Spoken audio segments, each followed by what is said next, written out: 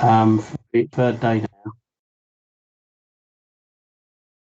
He's receiving controlled drugs from this afternoon, and they've just started today. Well, we're struggling. Yeah, we no, he's declining everything. He's quite docile.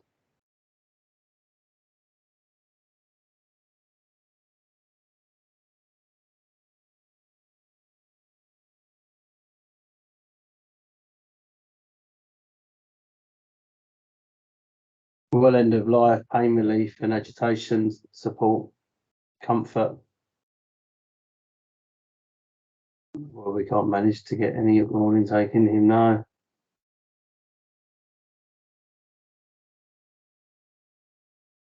Yeah, okay. Yeah. All right, I'll make a note here.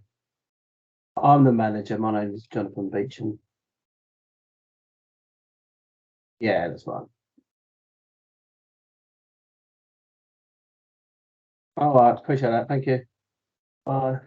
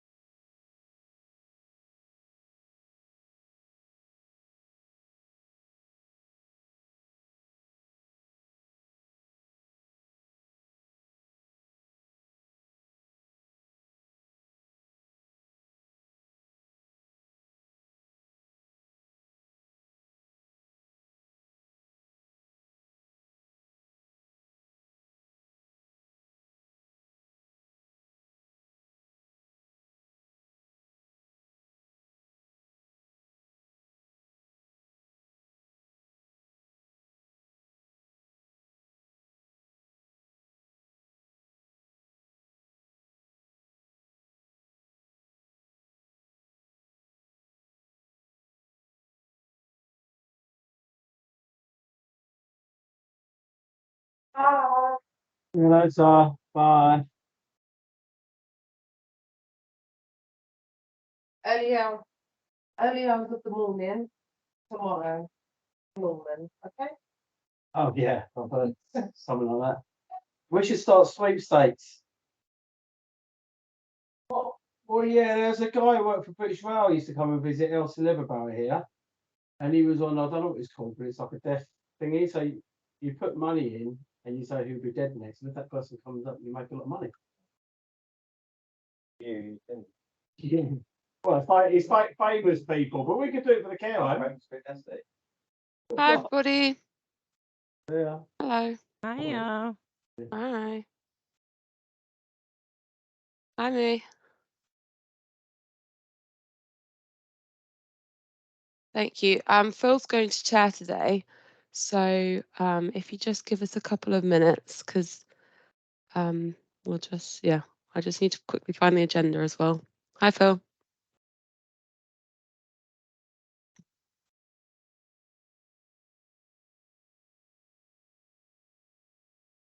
Hi, Tom. Sorry, I try and say hello to everyone who comes in, but it's really difficult because everyone keeps moving around. So please don't take offence if I haven't said hello. We'll give people a few minutes to join, then we'll get started. I will pop the agenda in the chat, and I can always re-upload it. I'm sorry that we haven't been able to send it out in advance, but yeah, hopefully people receive the e-bulletin with the themes in it. And if not, please let us know, because we can add you to the list.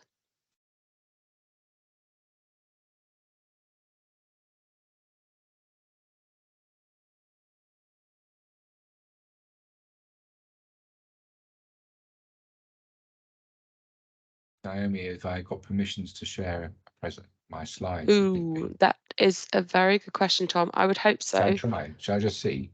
Yeah, give it a go, because Nathan sends these out, so it should be. Should be fine with Teams, shouldn't it? Actually, it's not. Yeah. It looks like you've got permission already, Tom. Great. It does. Okay, thank you.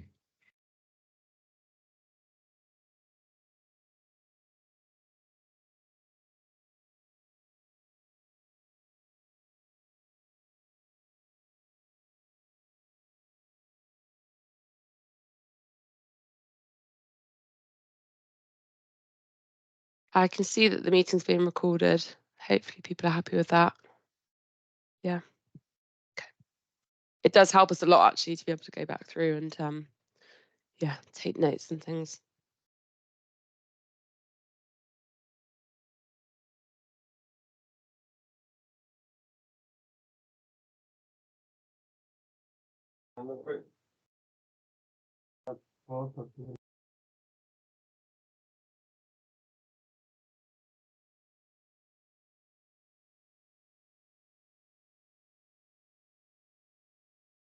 Okay, it's 3 minutes past, so we'll make a start, and then people can join in as they come along. There's quite a few of us, so we won't do welcoming from everyone.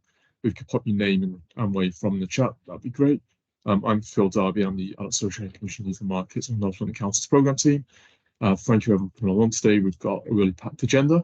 So Tom, I'm going to hand over to Tom Owen from My Home Life, who's going to talk from a new training offer. So Tom, over to you.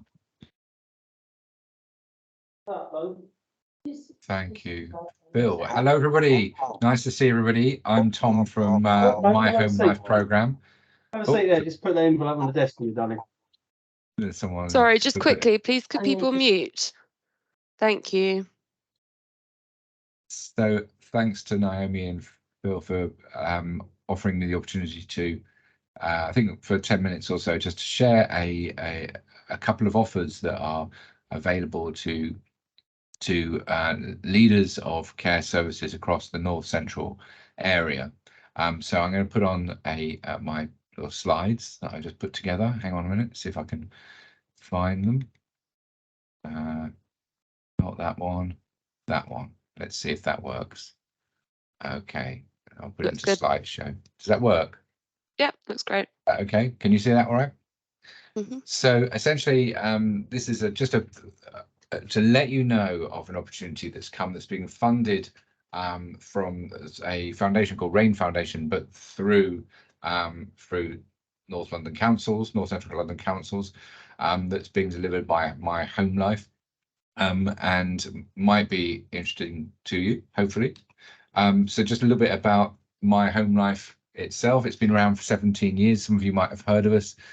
Essentially, we are a program based at City University that has been working alongside the care sector to try and support improvements using our research evidence and evaluation activity to work with leaders to help them to take forward the changes that they want to see, and also trying to strengthen the relationships between care services such as care homes and domiciliary care and the wider system, the wider health and social care system and the wider community. So we've done bags of work with the sector, always starting from a sort of perspective of appreciation of the brilliant work that the sector does and the huge amounts of expertise and experience that's within it.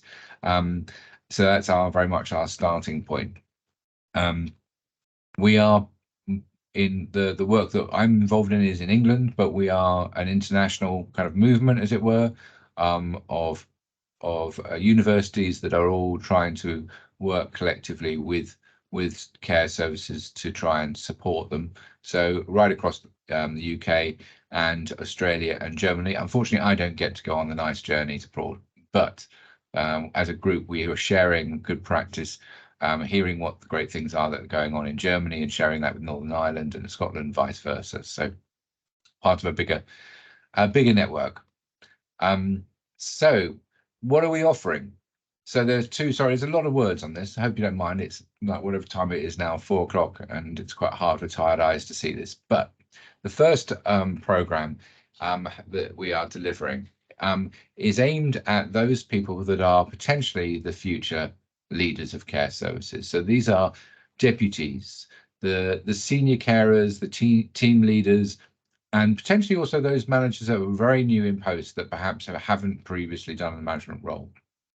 And this program is a program that fits very much with the work that we've been doing for a long time in trying to support leaders to try and help them develop their skills and their expertise, but also to work with them on their own journey of improvement, to try and to help them in their work.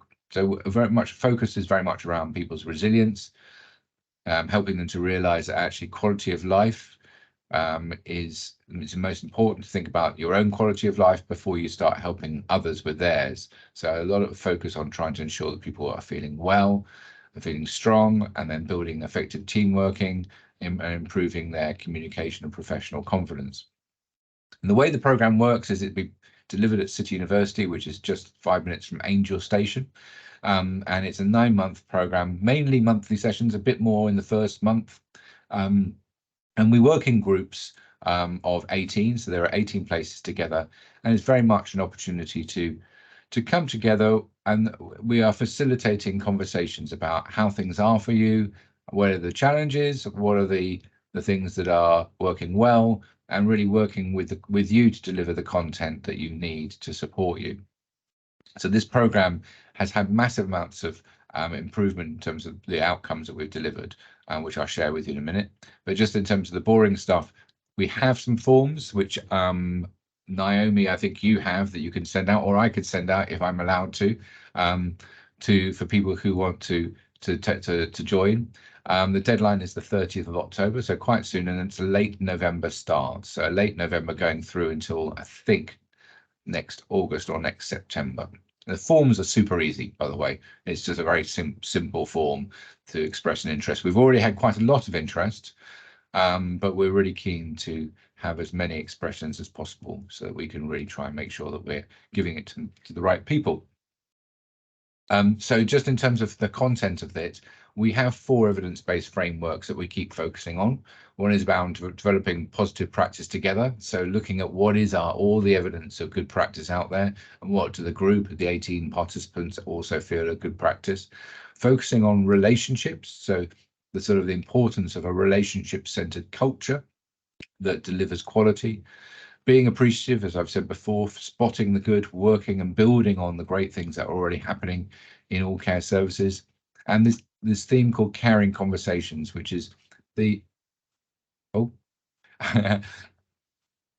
welcome to Margaret. Caring conversations, which is a coaching framework. And the reason we use this is very much about helping leaders to recognize that, as well as being great advisors, experts, actually the role of a leader is to coach others, to coach teams, to try and be able to come and think for themselves and identify the solutions for themselves, rather than it always being landed on the manager or the deputy or the team leader to make all the decisions. So that's the focus of it. We also start from an acknowledgement that actually, whatever level you are, whether you're the manager or the deputy or the team leader, chances are, well, it's a massive role. We acknowledge that. We are not about trying to pretend that things aren't really tough out there. We are going very much with the context that you're operating in. So for some people, actually, our program is simply about helping people to stay in the game, to be able to cope with the colossal amounts that they have to do. And for others, it's very much about trying to think, right, I'm in a good place now. I need to build myself and develop my team and service. This is an image of reflection. We spend a lot of our time, it's not fluffy, but we do focus on ensuring that actually we are reflecting together, because we know that some of the challenges they don't have simple answers. Actually, quite often the solutions are not black and white, they're in the sort of grey area. So working together to try and think through some of the challenges that participants face, and focusing very much on what we know about positive practice every day. So I'm skimming through these slides a bit, so we can always share these afterwards. So onto the outcomes. So what we've done is we've worked with about 2,400 care leaders, mainly managers, but more recently with senior carers and deputies, about 2,400 over the last 10 years. And we have, being at the university, we do quite a lot of quite robust evaluation. And we have demonstrated actually the improvement in quality of leadership and management, the improved professional confidence and resilience, the improved ability of leaders to engage others in decision making within the service. And then there's been a knock-on effect both in terms of the satisfaction of practice in the care set up at home, but it could be domiciliary care. And also indirectly, the work has actually resulted in a decrease in the ambulance call-outs and admissions, so a reduction in the pressures on the NHS. And this is mainly to do with the fact that actually, if you've got team leaders that are feeling confident, actually they're more likely to avoid to be able to manage stuff without having to necessarily call the out-of-hours GP, etc. Okay, so lots of reasons to participate. We're a very warm, supportive environment. We are there to look after the brilliant leaders that we have. And what we want to know, what's worth sharing with you, is that My Home Life is well recognised by CQC. Everything we do and all the resources we create are there to support your service to meet the CQC requirements and to try and gather up the great evidence that CQC are now requiring. It's about, and I've said this already, but supporting each participant on their own journey of development. And we have a particular angle here around wanting to really understand the career progression of our participants. Where do they want to go into the future? What can we do to support them in that regard? So if they want to be a care home manager, how can we support them? I think that that's probably all I need to say on that one. Is it worth at that stage, before going on to the second program, just getting questions on that one, Naomi? Do you think, or not? Or should I carry on? Yeah, absolutely. Okay. I think pause and see if there are any. I've got a few messages in the chat. I think Okay. Adrian's got her hand up. Can you still see? Can you see me now? I turned it off. We can see you and the slides, which is amazing. Oh, Adrian, right. do you want to come in? Oops, sorry. It was just a very quick question, which was, it was just about when individuals fill in their forms about the role of the organisation, the care provider. So is it all the individual expressing interest? I just wanted to know if the home itself or the care provider has any involvement, because for us it might be to ensure that we get sort of maximum people from different homes, and it might be also about what we can genuinely release. The other factor was how much time are we talking about, because I guess there's a factor about how can we support that. So just a little bit more detail on that would be really helpful. Sure. So that's really helpful. And Adrian, I got your email actually, so it's similar to that, isn't it? So from my memory, and I should know this, so apologies, on the form it says that when you're sort of signing it off at the end of the form, it says that my line manager has given me permission to sign up to this program. I will check that again, and if it isn't, we'll definitely have that on there. So hopefully the intention is that actually the deputy or whoever it is has filled it in, has checked it out with their line manager. Beyond that, I don't think that we were going to contact the care manager themselves, unless you think that's advisable. It could be that on this occasion, Adrienne, we have a conversation outside of this to work it out if you've got more than one person that you want to put on. Yeah, I think it would be, Tom, because I guess it is just ensuring it's sort of fair, because obviously then different people. So I think it's great that employees self-nominate as well, but it's just this bit about making sure that we get a fair balance. And also you do, don't you? Because you don't want to be, have too many of the same provider. So maybe a conversation outside might be helpful, depending on what other people say. But that's good. Thanks, Tom. No problem. And the second thing was around the sort of time commitment. So the way it works is that we have 3 full days, which is very much about content, about establishing a group, creating safety, allowing people to feel that they can be really open. And it's really important to have those 3 full days, because that's where where we build that relationship, so people can really be honest about some of the stuff that they're dealing with, but also honest about where their own weaknesses are, which isn't an easy thing to do in a group. So those are 3 days. They tend to happen in the first month. I think the dates are actually already on the program leaflet. And then after that, we move into half days. So it's half day a month after that for 7 months. And then a final completion day, which is somewhere between a half and a full day, depending on, we haven't worked out what that is, but quite often we will bring others in as guests to that. So it is a commitment, and we have reduced over the years the commitment. It used to be much more than that, but given the way things are with the sector, we recognise and are trying to be flexible on that. We know that transformation, which is what this is not something that you can do in the short term, and that actually it does require that investment. That's helpful. Is there anything else, or shall I move on to the next the next bit of the slides? I think move on if you want. Move on. Okay. All right. Let's see if can you see it as full, or shall I just? Not sure whether I should turn it off and put it back on. What can you see? Can you see? I can see the why whole slide? participate. There is just a quick question in the chat about can I find out the cost, please? But I'm pretty confident in saying that this is a funded program. Yes, absolutely, completely funded. Obviously not the if you have to, what's it called? Not refill. What's it called? Backfill. Yeah. Which apparently isn't the term to use anymore. No, I think we're calling it looking at organisational costs. Yeah, organisational costs. We can't cover that, but we are covering the costs of the program from thanks to not your own personal budget, Naomi, but from the support of North London Council. The Rain Foundation as well. Yeah. And the Rain Foundation. Yeah, that's okay. Shall I carry on? Okay, so we have a really exciting second offer, which is let me just bring that on there so you can see properly. Yeah, is quite a brand new program, and it's called an advanced program for established social care leaders.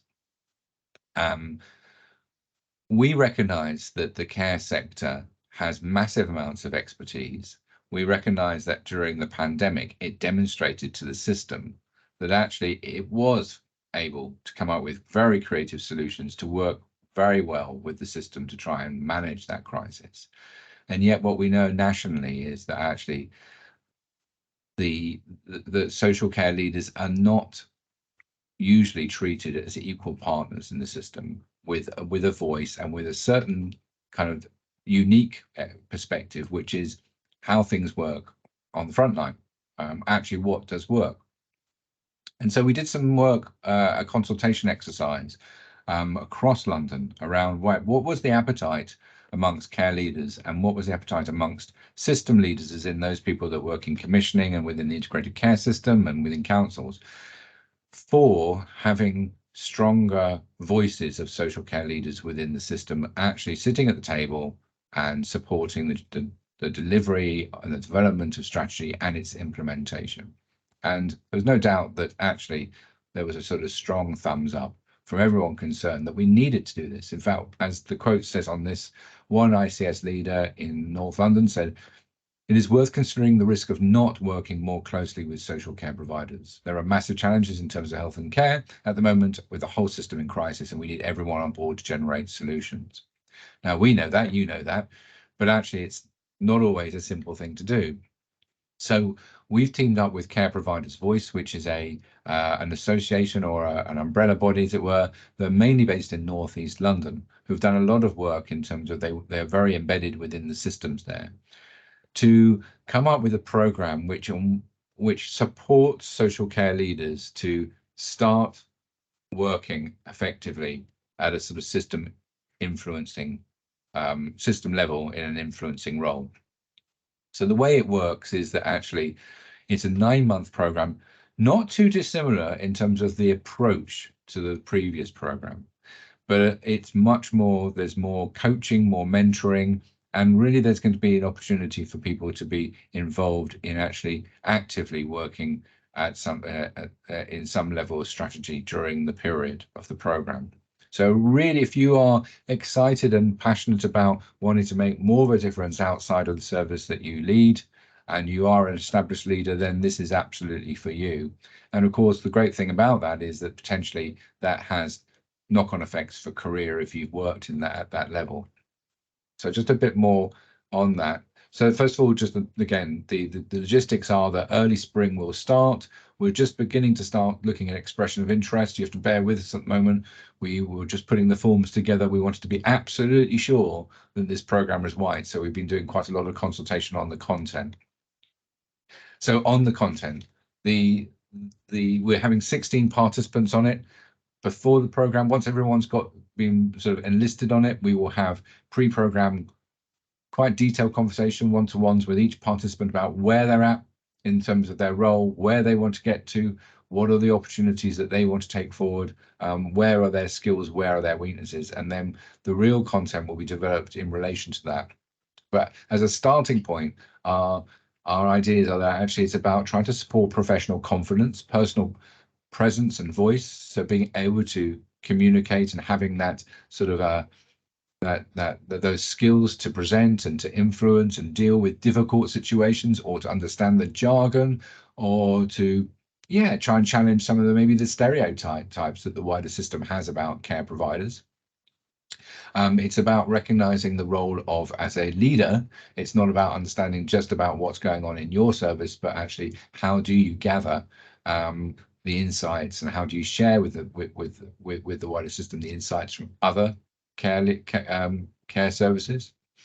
And it's also about really understanding how the system works. How does the ICS work? How does what are the relationships with the council? These are things that we're all trying to work out at the moment, but that's the sort of key aspect of the content. And then after that, an initial period of workshops, that's when we negotiate with you to be involved in some sort of change issue. So that might be, and this is early days to work out what there will be, around the discharge planning from hospital, about developing a greater strategy for supporting care providers to meet complex need, about mental health, about accommodation for the future or workforce. Could be other things too. We're just developing that at the moment. But the idea is that the participants of this will take part in various different meetings depending on what they can manage, but they'll also return to the group every month to feedback on how the group was, how their meeting was, how it all worked. They'll get some additional sort of executive coaching, and we're hoping also to get some mentoring from individuals in commissioning, both in health and social care. That sounds incredibly vague because it is at the moment, because actually what we want to do is make sure that actually we are both meeting the needs of participants, but also fitting into a system that is currently constantly changing, is not always in the greatest place. Well, at the moment, it's not in a great place, and we know that actually we need to try and navigate our way around the different opportunities that are involved. So, so yeah, very much a co-created program. So the idea behind that is that we've already had expressions of interest, which is fantastic. If we want to make sure that before you completely sign up, that we get you all the information so you know what you're committing to. So what we would suggest at the moment is that you just email us and you say, you know, North Central London leadership, advanced leadership, want to know more. If you contact us at that, then what we'll do is we'll get some basic information from you, and then we'll keep you posted on exactly what is involved. Chances are we'll get all that detail done and worked out in the next couple of months. Sorry, couple of weeks, I should say. And I think that's it. A lot of me talking, so any questions would be great. Thanks, Tom. Any questions for Tom on the second program? Sue-Ann. Just quick one. So we don't have like timelines on it yet, Tom? It will start in March, April time next year. Okay, And March, April next year. yeah, that's when it starts. Okay. Yeah. Yeah. Awesome. Okay, wonderful. And do we need to put in any like similar interest forms for that, or you've already? Well, Sue-Ann, I think I know that you're interested, and we're, you know, so that's great. So you don't need to worry about that. I'm not going to forget you. Brilliant. So, but for those people who haven't been in touch with us, then yeah, just email us at that email address, mhl@city.ac.uk, and then we'll just get in touch. And that would be really good. And similarly, when the form's complete, we'll send them out for our usual networks as well, so everyone will get multiple opportunities to hear about it as well. Magic. Any further questions for Tom? In which case, also, Tom, thank you so much for coming along today. Really informative. I was at a workshop for Camden earlier where we were talking about how to involve people more in kind of the accommodation planning process. So very timely. I'm looking forward to seeing what we can achieve together. Thanks so much. Thanks. So it's been great to be here, and looking forward to the work. It's going to be super exciting. Cheers then. Thanks, Tom. See you now. Bye. So next on the agenda is the Health and Social Care Academy. So I'll hand over to Dorcas, who's going to take us through. So Dorcas, over to you. Hi, Phil. Thank you for handing over. I'm just going to share my screen with everyone. Bear with me.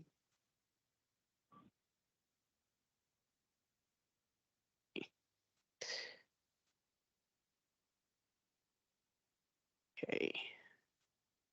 So if you just confirm that you can see. Yep, we've got become an employer partner. Perfect, thank you. So good afternoon, everyone. My name is Dorcas from the Health and Social Care Academy program, and I am the program coordinator. And today I'm just going to be sharing with you all the offer that we'd like to extend to you from our employment engagement stand. So essentially we have 2 employment engagement officers who work with us to engage with employers, to partner with employers alongside the academy. And what we do is to essentially match the residents that have come into contact with us, have either received training, have received employability support, or have received just overall advice, support, anything that we've offered them. And at the point that they're job ready and ready to get into work and sustain work, then we then introduce them to our employers, let them know about the vacancies the employers have available, screen them according to the eligibility criteria, and introduce them to yourselves at that point. So I'm just going to talk a little bit about our employment engagement offer, and I'm just going to go through the points on this slide. So if you become a partner with us, you'll have access to a diverse pool of candidates with various skills, experience, and backgrounds. So many people come from different sort of walks of life or different job backgrounds that they've been in, and a lot of time, we see there's an overlap in terms of the roles that they've done previously, and how they can take transferable skills, relevant experience from those roles and apply them in the health and social care sector. So this is a massive advantage you get with a diverse pool of candidates. You'll have access to a continuous pipeline of job-ready candidates who are looking to gain experience or establish a long-term career in health and social care. So at the point that we meet residents, we take the time to really understand what their ambitions are, what their plans are, and where they see themselves, if there's potential for career growth and progression. Recently, we came across a resident who has a master's degree, but he was also interested in one day becoming a care provider and actually opening up his own care home. And so with that, we found a care coordinator role that we could put him into for him to gain experience, gain a deeper understanding, have the grassroots experience of what it is like to work in a care setting.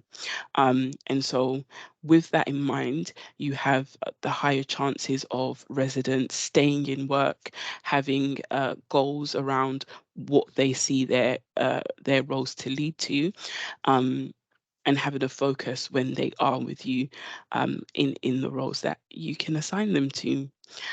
You'll be able to train and mold newly qualified candidates according to the culture and vision of your organization, complementing your existing workforce.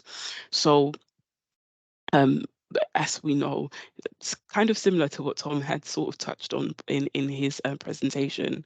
It's really important to encourage a particular type of working culture through leadership, through training, through whatever sort of mechanisms we have in the business, to encourage certain values, certain objectives, certain focus points.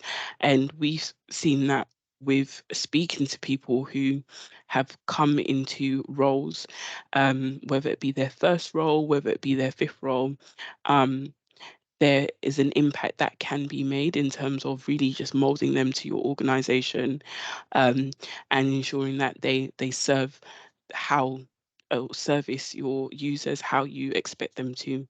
And so that's another benefit that comes along with having newly qualified candidates. Your new recruits will be supported by the employability services we partner with. This will contribute to long-term sustainable employment. So once a resident has been recruited, we will then continue to offer in-work support with them to ensure they assimilate properly into the working environment. They're able to overcome any barriers that kind of either stop them from continuing to work or make them fall back into unemployment.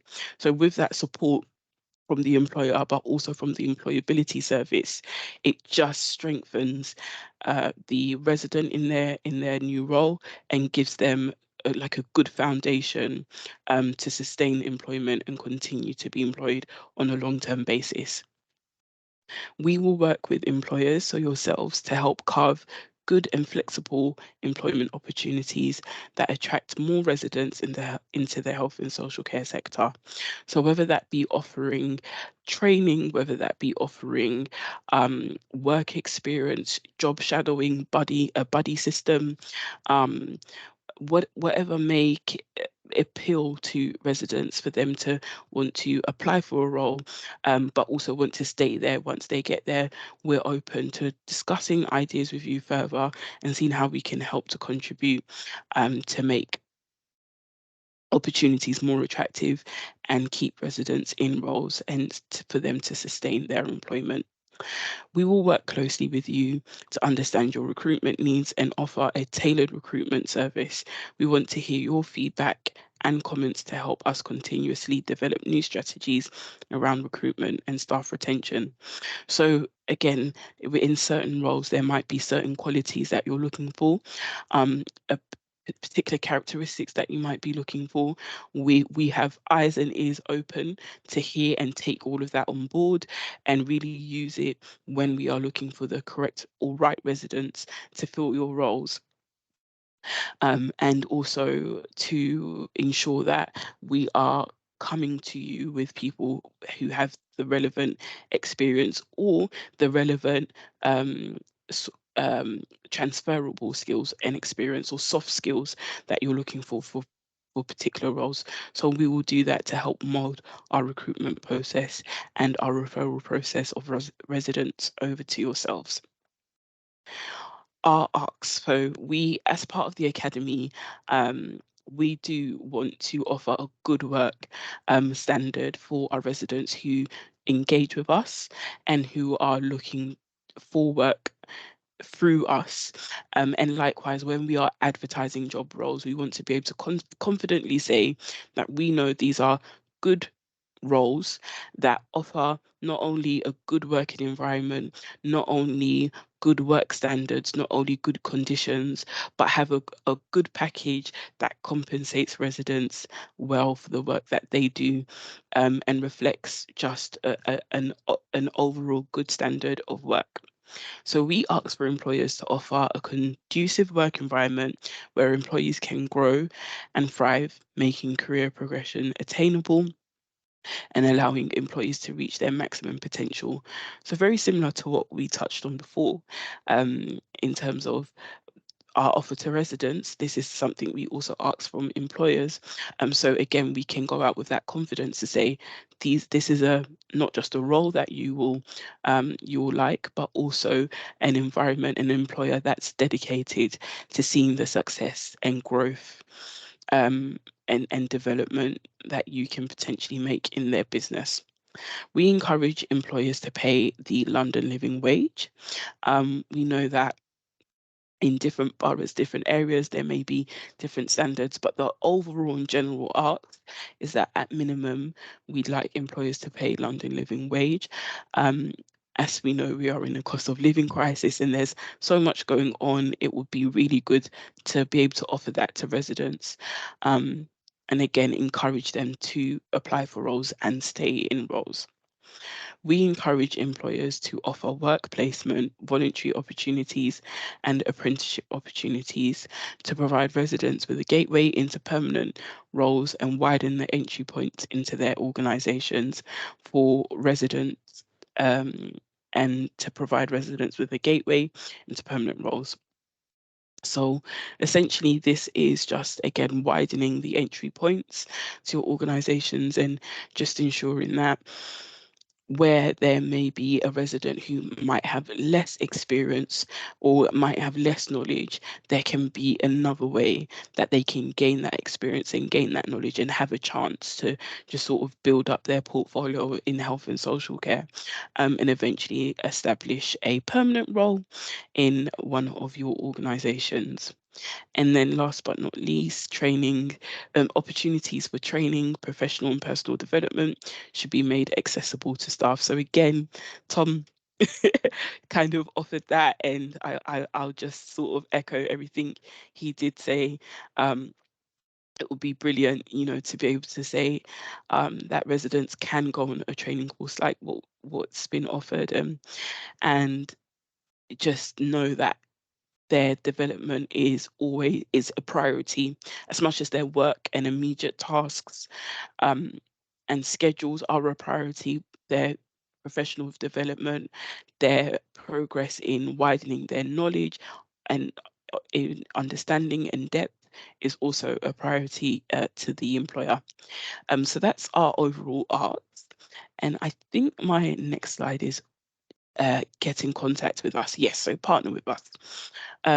If you would like to partner with us, please get in touch with Karina, who is our Academy Administrator. I've got her email up on the screen, or alternatively, you can contact us on our shared email box. So that's ncl.hscacademy@camden.gov.uk, or Alternatively, you can leave a message in the Teams chat or your email address or telephone number, and one of us will be sure to get in contact with you.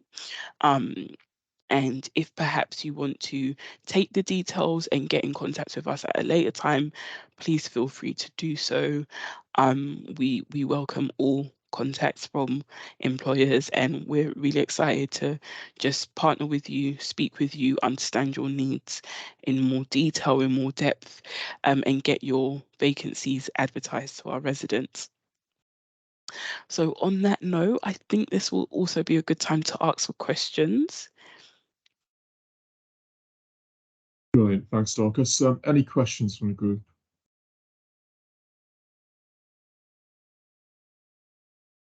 See, there's one or two that's been popping in the chat. So obviously we'll send out the presentation afterwards, which will have people's contact details, but we'll put them in the chat as well. Were there any other questions from people around the academy? I might just quickly mention as well that Nathan, who is our Proud to Care North London administrator, has moved into the academy team, so he will be liaising with employers as well. So just to sort of bear that in mind. But yeah, we're very excited to have a nice influx of partners to work with. Brilliant, thanks, Naomi. Final chance for questions. In which case, move on. Docs, thank you again. Thank you. And next on the agenda, it's over to Naomi for workforce updates. So Naomi, take it away.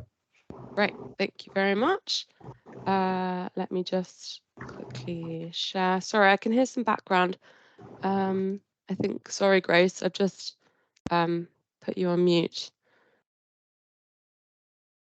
So I should give a little bit of context to my slides. This is part of the International Recruitment Fund that we have been working on, which is funded by the Department of Health and Social Care. And the project has been very complex, shall we say, and I'm hoping that lots of you are already aware of it. But what I wanted to bring to this session was to look at a specific element of this project, which is the need for pastoral support for residents who have moved here from overseas. So if it's okay, I'm going to just talk through the slides, and then please do jump in with questions, comments, suggestions. This is quite literally a sort of first draft to see how we can work best together. So the way we've looked at it is the registered managers or HR departments, depending on the size of the organisation, would be able to refer the eligible employees, so those recently recruited from overseas, directly to the supplier via a telephone call or online. Just to say, the supplier is an organisation that we're looking to procure as part of this project. So we would then ask the supplier to conduct a needs assessment for the employee and offer one of the following pastoral support packages. So it might be that they identify that the new employee needs generic pastoral support. They may need a little bit more bespoke pastoral support, and they may also need bespoke pastoral support, including more sort of cultural orientation training as well. So these are the sort of the different layers that we're hoping to build in to this sort of wraparound support for residents. And I think if it's okay, I'm going to pause there. I appreciate lots of people, this might be a little bit out of the blue, but it does feed into a much larger project. So if anyone has any comments or suggestions, then yeah, feel free to jump in. Adrienne. Naomi, just that I'm correct then. So is this for employees that we've got recruited in on health and social care visas? Okay. So the only questions I've got sounds great. I guess the questions I think we'd get is what is pastoral support? Of course, absolutely. So So it covers a very wide range of services, and this is why we've been looking very carefully at the different suppliers who we would like to come in for a tender process. So in terms of pastoral support, it's very much around lots of the practical elements for people, but also I think a huge focus on people's mental well-being, settling into a new country with different sort of access to community groups, buddying support, thinking about, you know, any type of culture shock, I suppose, which we all face. So it's really, we want people to be supported, to thrive, and it's that sort of. It sounds great. The last question would be, and would it be in a particular package? Like, you know, when we think about EAP, it might be up Of to course. 6 sessions, or Yeah. and is it by phone or something like that? Because you know, I think it could be really helpful. Yeah. So really good question. That's again something that we want the suppliers to offer a very flexible approach, because coming to a new country and learning how to use a phone or an online system could be really overwhelming. And I think that all feeds into what we're looking for within the bids that will be put forward. Okay. On the plus side, I think that then not having to go in person somewhere will help them, because they're also, in my experience, trying to work enough to make sure they can pay their rent Yeah, and all other absolutely. things, and probably send money home, etc. I mean, So yeah, there's I think so many things to think yeah. about with this. Yeah, I think it's very, very positive. And, you know, yeah, if you got this, we'd be offering it. I guess the question is, what happens if you're overwhelmed? Is there going to be a limit on how you're going to manage it really as well? And then that's all my questions. Let me let you move on. No, that's fine. So again, we are trying to ensure that we are procuring the best quality of pastoral support for people. So I think lots of the more particular details we will be able to look at in further depth as we move forward. So the procurement exercise, sorry. The tender will hopefully be going out, I think, in the next week or so. So as a council, we will be looking at the procurement process. So yeah, I'll pause there if that's okay, Adrian. Phil. Sorry, just coming as well. I think it's something we haven't done before, and this is a really exciting service. So it's very much going to be an iterative process. We'll learn as we go along. We can tweak how the service delivers as we go along, as we learn what works best. So we want it to be as flexible as possible, and then kind of get to the best possible service based on what the needs of our residents are. So it's we're trying to keep it as flexible as possible in terms of kind of that demand. That's why we're looking at a multi-tier approach. So by having that kind of baseline generic offer that everyone gets, means that everyone gets something, and then we can look at the more specialist support for those who need it most. We want to make sure that everyone gets at least some degree of support, and that's kind of the approach we're taking. What would be really helpful as well is from this conversation, if people could indicate in the chat whether this is something that they would be interested in, because it's been very difficult to get lots of the data on this. Oh, sorry, I can see, is it Mojisola?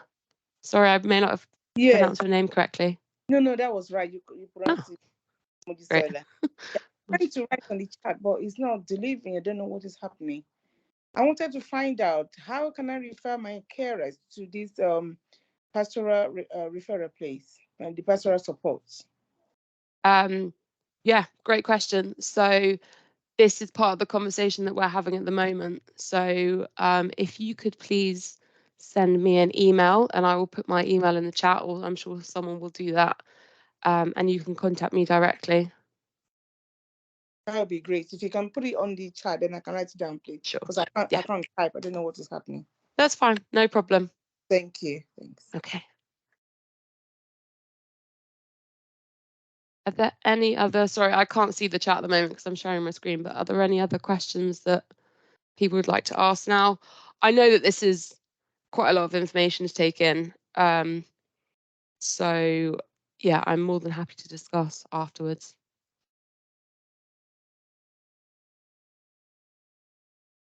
Okay, I'm going to stop sharing. The other thing that I wanted to also discuss was the workforce survey that was sent out a couple of weeks ago now. So this is a really, really useful survey for us as a programme team. And it's will have come to you from our colleague Nathan Cole, or it will have come via Proud to Care North London. So apologies for me. But if we could, we're going to drop the link into the chat. And yeah, just really appreciate any, I understand that it's an ask and time, but it really does support the work that we do within this team. So yeah, please have a look if you can, and let us know again if you have any issues with it. I think that might be all from me, Phil. I don't know. Brilliant, fantastic. Any questions from people about the workforce survey?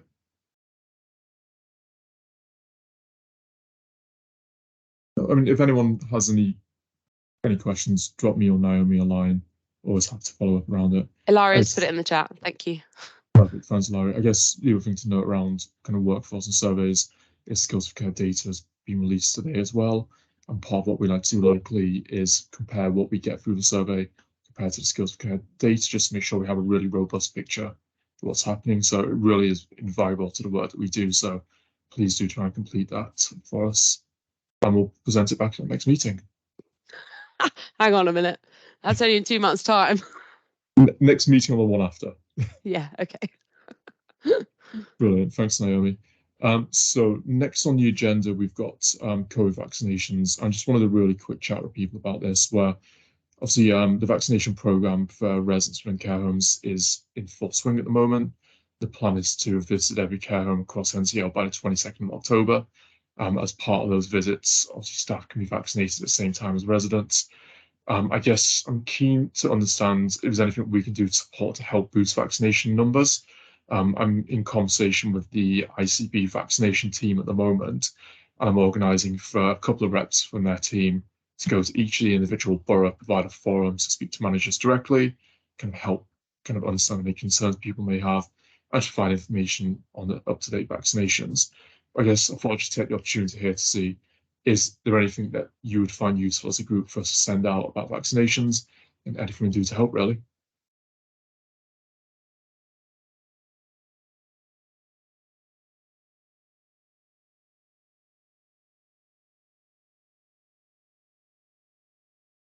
Adrienne, really useful feedback there. Thank you. I'll pick up the vaccination team about making sure that there's more timely communication in terms of when people are coming, particularly if staff members aren't working that day and want to come in to get their vaccination. So I'll pick that up as a lesson learned and feed that back to them. Are there any other thoughts from people around vaccinations?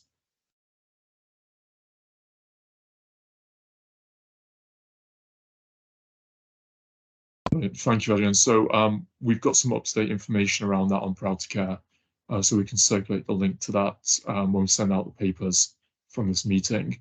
But again, with the presentation, it goes to the borough forums. I make sure it's very much focused around why vaccinations are positive, the protection that it has both for residents within services, people in their own homes, and staff themselves. So we very much tailor that message and make sure it comes across very strongly. Okay, brilliant. Thank you, everyone. So next on the agenda, we've got future actions. I guess this is really an opportunity about future meetings. And is there anything that people want to see on the agenda for future meetings? We've had quite a broad-ranging agenda today, and we want to make sure this is a meeting that's really viable for people. So is there anything that people would like us to bring to the next meeting in 2 months' time? And if there's nothing that comes to mind immediately, again, please do drop us an email. Let us know. We're more than happy to put stuff on the agenda, whether that's the next meeting or pencil stuff in for future meetings. We're really keen to kind of maximize the usefulness of this meeting for everyone who attends. I've just put Nathan's email address in the chat as well. Brilliant. Thanks, Naomi. And we will try and get this data because it does look really fascinating. I've only looked at it very, very quickly on Skills for Care. And I wonder, I can copy and paste that into the chat if that's helpful for people. Yeah, perfect. Thank you. Okay. There's a comment from Adrienne as well. Yeah, so about training, the NCL Training Club are doing a lot of work around training at the moment, and particularly looking at kind of competencies for care homes and what they can do to help support people accessing good quality training. So I'll speak to the lead, who's Louise Keane, and ask her to come to the next meeting so we can pop that on the agenda for next time. Ben, you want to come in? Hi there. Yeah, I was just going to say on the data that we published at Skills for Care today, if it would be useful, I'd be happy to go through that at the next provider forum. Sorry, Ben, I Lovely, completely thank you. forgot that you were there. Like No a hero. So I haven't got anything kind of really ready now because I've literally we've only had access to it today as isn't it? well. Yeah.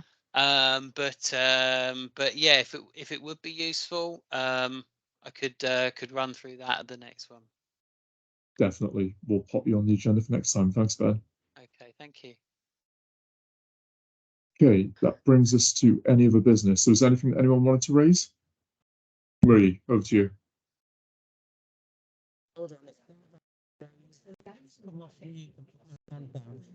Hi all. For those who don't know me, I'm Wee Adekoya, and I don't know whether this is the right forum, Phil, but I just thought I'd check in to see, has everyone done their capacity tracker fill-ins? Because that's coming up. And I also wanted to check from an enhanced health and digital perspective, is there anything you need from us to support you getting your digital records or working towards DSPT? Is there any support you need? I just thought I'd throw it out there. So those are my two AOBs. Brilliant, thank you. On capacity tracker, if anyone needs support in terms of that, again, please do get in touch either with your local commissioner or have you to get in touch with me as well, have support around that. Around the digital program with the papers for this meeting, we'll send around a bit of a summary of what's available at the moment, particularly just a bit of a reminder about how to access some of the DSER funding we've got at the moment. So we will send that out. But any questions for me at the moment?